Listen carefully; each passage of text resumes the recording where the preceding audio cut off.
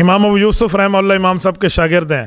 آپ تقلید کرتے ہیں لیکن بہت سے مسائل میں امام صاحب کے ساتھ اختلاف کرتے ہیں, کیوں؟ کیا بات ہے یار, زبردست. یہ ہوتا ہے سوال, مزہ آ جائے. کیا آپ فقہ حنفی مانتے ہیں؟ خود کو حنفی کہتے ہیں ابو حنیفہ کو مان گئے, اب تو آپ فقہ یوسفی مان گئے ہیں, یہی کہنا چاہ رہے ہیں.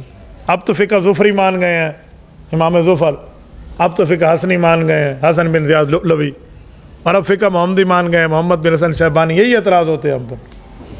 تو آپ ابو حنیفہ کی مانیں, آپ نے اس کے علاوہ ان کے شاگردوں کیوں مانی ہے؟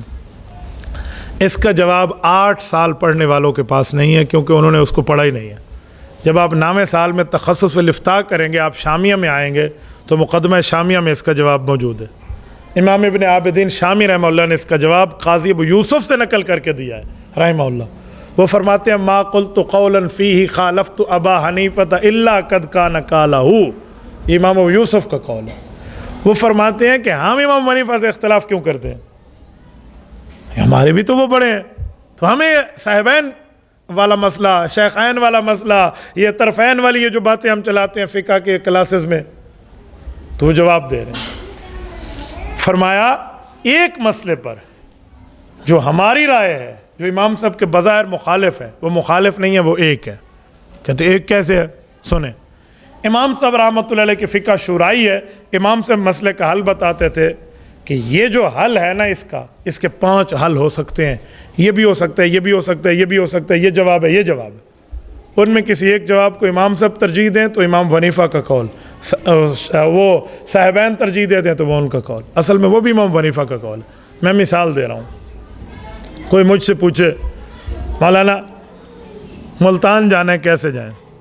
آپ کہیں گے چوک میتلا سے ہوتے ہوئے سیدھا وہاڑی روڈ پرانا جائیں, آپ ملتان پہنچ جائیں گے. ایک جواب. میں نے کہا جی دوسرا حل بھی ہے, یہ روڈ تھوڑا سا اکھڑا ہوا ہے, چوک میتلا سے آگے ہو سکتا ہے آپ کو بیک بون کمر کی تکلیف ہے, آپ ادھر سے نہ جائیں, آپ چوک میتلا جا کر آپ سیدھا ہی, تھوڑا لمبا ہو جائے گا, خانے وال جائیں, خانے وال سے ٹاپ و ٹاپ روڈ ہے. میں اس طرح ہی جاتا ہوں, آپ کو پتہ.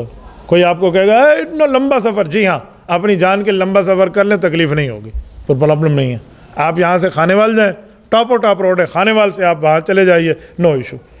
ایک روڈ وہ بھی ہے. اچھا ایک طریقہ اور بھی ہے, اگر آپ کے پاس ہیلی کاپٹر ہے تو یہاں سے ڈائریکٹ چلے جائیں. اچھا بہترین یار.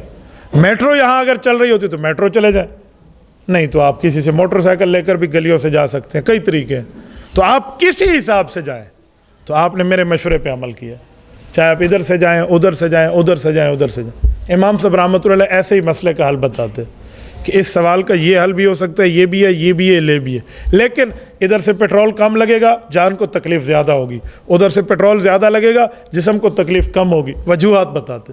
جیسے میں مثال دے رہا ہوں, تو کسی کو صاحبین اختیار قول کرتے تو وہ صاحبین کا قول ہو جاتا, امام صاحب اختیار کرتے تو امام صاحب کو ہو جاتا. ترجیح جس کو دیتے حیث تمام قول ابو حنیفہ کے. یہ امام ابو یوسف نے کہا ما قلت قولا فیہ خالفت ابا حنیفہ الا قد کان قالہ. میں نے جس قول میں امام صاحب کی مخالفت کی وہ میرا نہیں ہے, دراصل امام صاحب کا ہی ہے. تو ہم یہ کر کے بھی فقہ حنفی کی تقلید سے نہیں نکلتے. اللہ کرے میں آپ کو سمجھا پایا ہوں. کیا 4 اماموں کے بعد کوئی مجتہد پیدا ہوا اور اب بھی کوئی مجتہد پیدا ہو سکتا ہے؟ جی ہاں, 4 اماموں کے بعد بھی کئی مجتہد پیدا ہوئے ہیں, اب بھی ہو سکتا ہے, بعد میں بھی ہو سکتا ہے, کوئی ایشو نہیں ہے. بھائی نبی تو نہیں ہے کہ نیا نبی پیدا نہیں ہو سکتا, فقیہ ہے, یہ تو پیدا ہو سکتا ہے, کیوں نہیں ہے. لیکن اس فقیہ نے کرنا کیا ہوگا؟ وہ اپنی فقہ لکھے گا. بھئی دین کے جتنے مسائل تھے حضور پاک کے صحابہ سے امام حنیفہ نے پڑھ کے لکھ دیے ہیں. 12,90,000 مسائل لکھے, کچھ نہ کچھ رہ گئے, یا اس میں اختلاف کسی مجتہد کو حق بنا تو امام شافعی نے لکھ دیا, امام مالک لکھ دیا, امام احمد نے لکھ دیا. اب کوئی فقیہ ہو بھی تو وہ جتنے اصول لکھے گا تقریباً اصول ان ائمہ اربعہ نے لکھ دیے ہیں. قرآن کریم پڑھنے کے کتنے طریقے ہیں؟ 7 طریقے.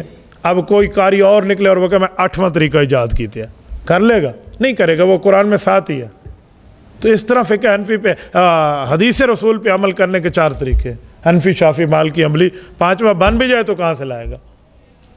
ہو بھی فقیہ, نو ایشو, تو کیا کرے گا؟ تو مجتہد فی المذہب تو ہو نہیں سکتا. ظاہری بات ہے 2 باتیں ہوں گی, یا تو وہ تقلید کرے گا جیسے امام ابو یوسف بھی کر رہے ہیں امام حنیفہ کی, اور یا تقلید نہیں کرے گا تو پھر علیحدہ مذہب بنائے گا, تو گمراہی پھیلانی ہے, اور کی کرنا.